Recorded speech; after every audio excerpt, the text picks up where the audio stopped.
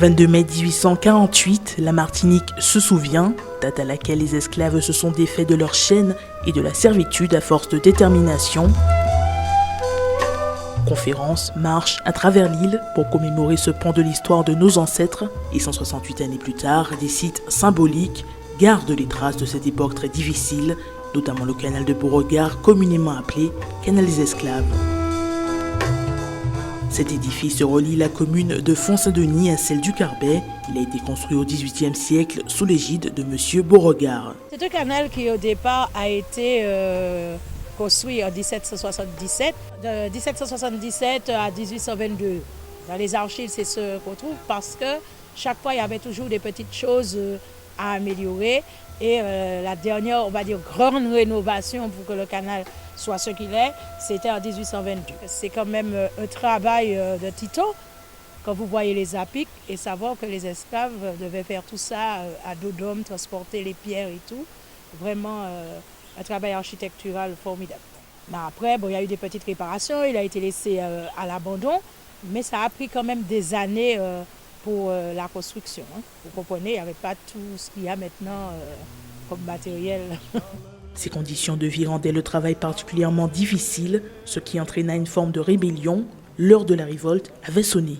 Alors les esclaves c'était plein, parce que de toutes les façons, on sait bien comment ça se passait, c'était le fouet, c'était tout cela. Il y en a eu pas mal aussi qui sont morts. Et donc au bout d'un moment, il y avait déjà pas mal de petits trucs qui se fomentaient. Et on a eu ce fameux gaoulé de 1822 où les esclaves se sont révoltés. Donc la répression quand même a été assez sévère, parce qu'il y en a qui ont été mis au cachot, d'autres qui, dans la lutte, qui sont tombés à bas de ce canal. Mais voilà. Donc c'est pour cette raison que je dis aux Martiniquais que ce canal, c'est notre histoire, parce que le sang de nos ancêtres est vraiment dans le béton, dans le mortier.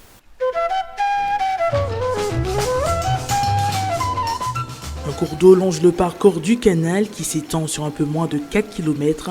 Il prend sa source dans la commune du Carbet. Alors ça va vous paraître étonnant puisqu'on est au départ de Font-Saint-Denis. Mais il faut savoir qu'à une époque, Font-Saint-Denis faisait aussi partie. Une partie de Font-Saint-Denis était intégrée à la commune du Carbet. Donc cette rivière porte toujours le nom du Carbet. C'est elle que vous voyez quand vous arrivez à l'embouchure au Carbet. Donc il y a une première captation qui s'est faite sur un site qu'on appelle Grosse Roche. Et la deuxième captation qui est au niveau de Font-Mascru. À l'époque, c'était pour pouvoir irriguer les distilleries, enfin leur permettre, parce que la plupart des distilleries avaient des houes à aube. Donc c'était des systèmes hydrauliques, les moulins à eau et tout. Et donc ça permettait à ces moulins de pouvoir fonctionner avec l'eau. Et en même temps, ça leur permettait aussi d'arroser les différents champs qu'ils avaient. Donc c'était une sorte de gain de temps et d'économie pour eux. Maintenant, il sert beaucoup plus à irriguer les plantations des agriculteurs. Depuis les années, donc déjà, ils ont arrêté totalement en 1953 la fermeture des différentes distilleries et tout. Depuis les années 1990, on a beaucoup d'agriculteurs qui officiellement se sont branchés dessus, même si ça se faisait déjà. Et vous avez même aussi des citoyens lambda, je regarde au Carbet, tout ce qui est au niveau de fromager, de Monde-Savane. Il y a pas mal de maisons où pour les choses, la vie courante, ils sont branchés sur ce canal. Ce site, implanté à la fois à Font-Saint-Denis et au Carbet, a dans le passé souvent fait l'objet de convoitises.